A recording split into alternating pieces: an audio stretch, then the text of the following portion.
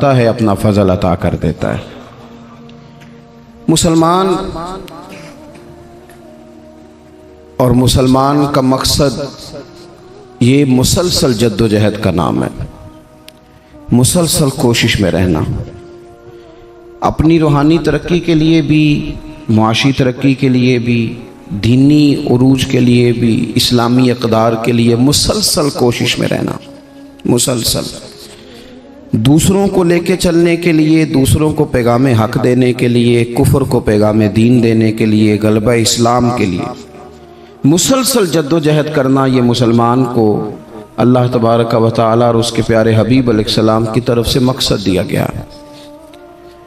کنتم خیر امت اخرجت للناس، تم بہترین امت ہو، لیکن یاد رکھنا تمہیں لوگوں کے نفع کے لیے پیدا کیا گیا ہے۔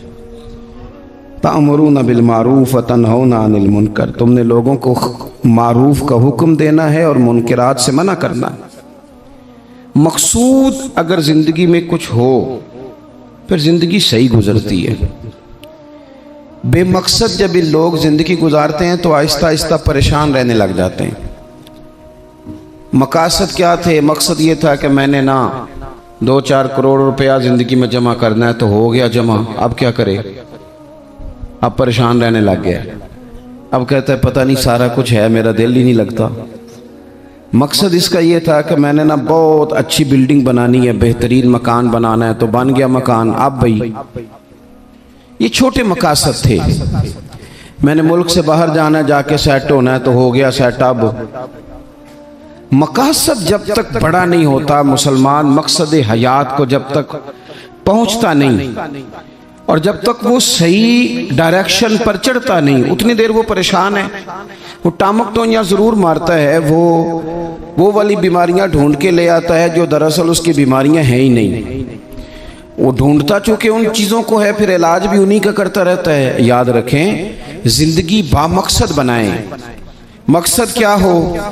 نیری روٹی کمانا مقصد نہ ہو، روٹی کمائیں بھی اور لوگوں کو کھلائیں بھی۔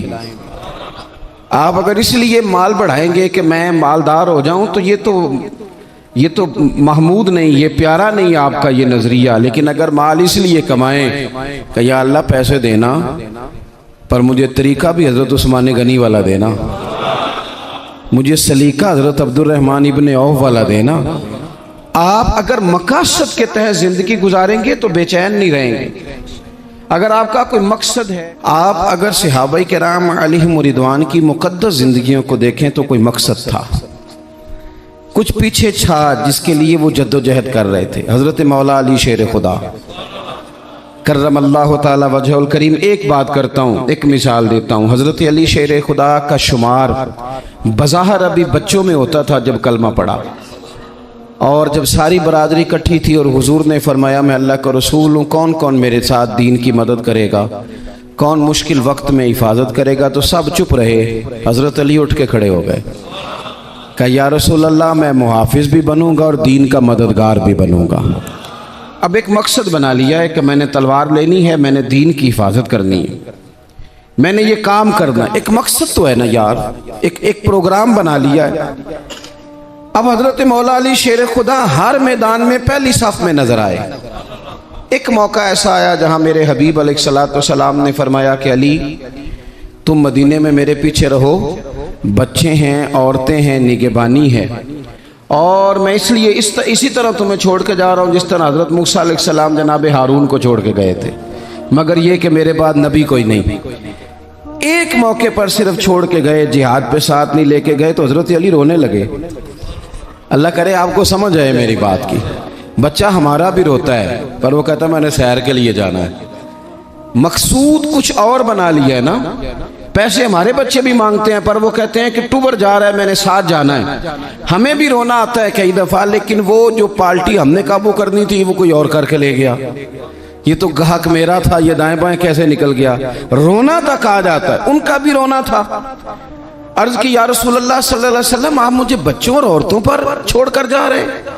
تو حضور صلی اللہ تعالی علیہ وسلم نے فرمایا علی اسی طرح چھوڑ کے جا رہا ہوں جس طرح حضرت ہارون کو جناب موسیٰ کلیم چھوڑ کے گئے تھے۔ بھائی ایک مقصود تھا کہ میں نے میدان میں رہنا ہے، ایک ارادہ کیا تھا، ایک پروگرام بنایا تھا۔ پھر ساری زندگی وہ میدان میں رہے.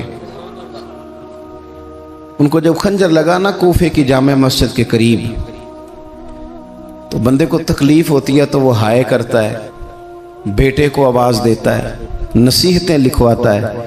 لیکن مولا علی کو خنجر لگا تو کیا کہتے ہیں؟ کہتے ہیں فزت برب الکعبہ، لو بھائی لوگو رب کعبہ کی قسم آج میں کامیاب ہو گیا ہوں. ایک مقصود بنایا تھا نا، آج میں اس مقصود تک پہنچ گیا. یار کوئی مقصد تو ہو. لو سنو بات، بخاری میں موجود ہے. ایک خاتون تھی جو مسجد نبوی شریف میں جھاڑو دیتی تھی. مشکل کام ہے. چلیں آپ بتائیں مجھے، مسجد کے اندر جھاڑو دینا آسان ہے کہ مسجد کا صدر بننا آسان ہے؟ نہیں، صدر بننا ہی سوکھا دے. اس لیے کہ صدر بن کے کرنا کچھ نہیں، نہ آرڈر ہی جاری کرنا ہے. اللہ ماشاءاللہ اچھے لوگوں کی بات نہیں کرتا.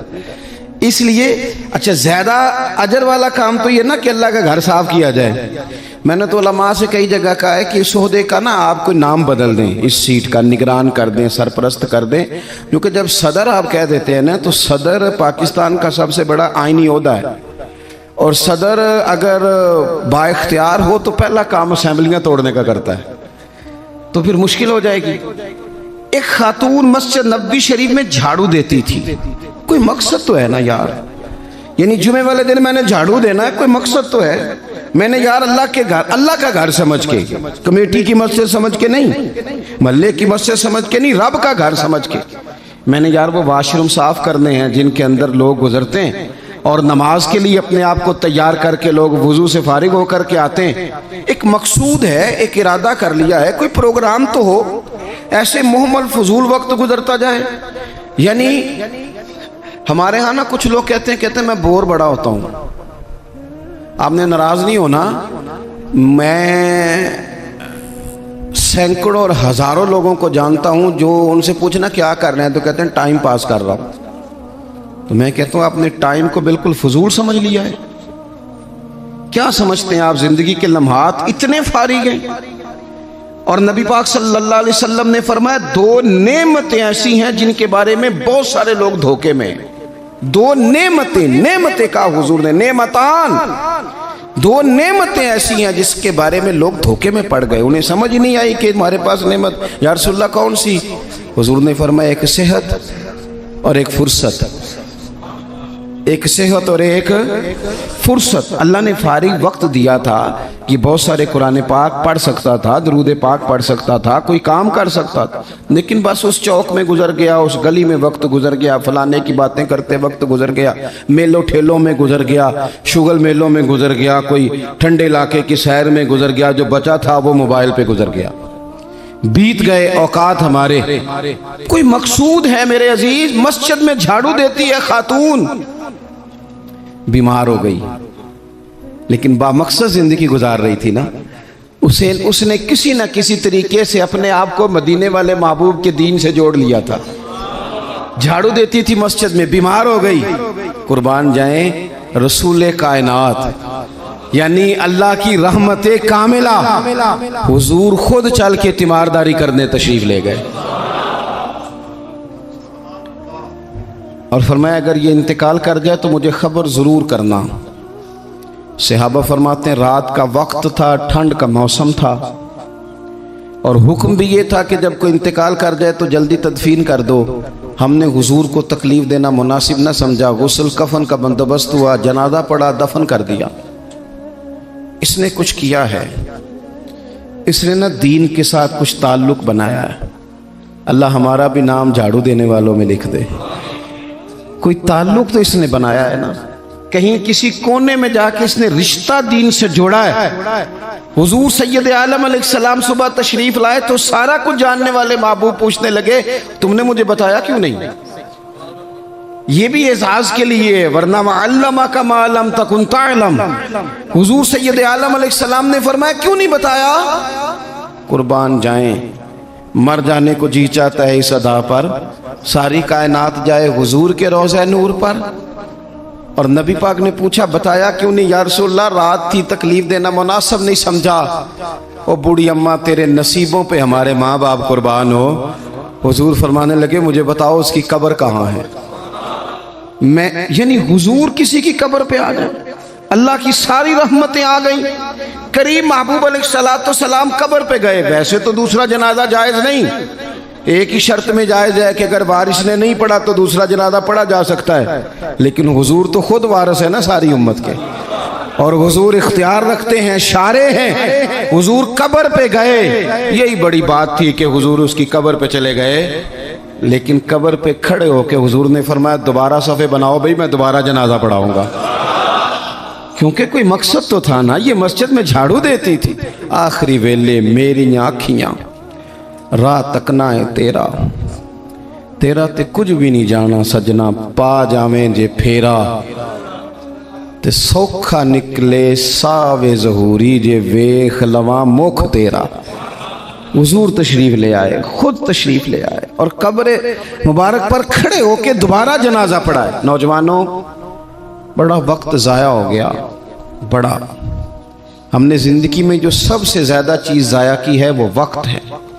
یاد رکھنا، مجھے نہ بتانا، کسی دوست کو نہ بتانا، لیکن اپنے آپ سے ضرور سوال کرنا کہ زندگی میں ہمیں جتنی ناکامیاں ملی ہیں نا، اس کی اصل وجہ یہ ہے کہ ہم نے وقت ضائع کیا ہے، اور بڑا ضائع کیا۔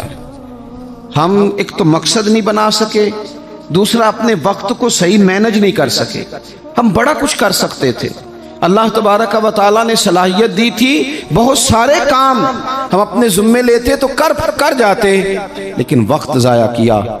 امام بہقی نے حدیث لکھی ہے، میرے رسول پاک صلی اللہ تعالیٰ علیہ وسلم نے ارشاد فرمایا، جب صبح دن چڑھتا ہے نا تو دن اعلان کرتا ہے، وہ دن اعلان کرتا ہے، کہتا ہے میں آج آیا ہوں، آج کے بعد نہیں آؤں گا، آج کے بعد نہیں آؤں گا، کچھ کرنا ہے تو کر لو۔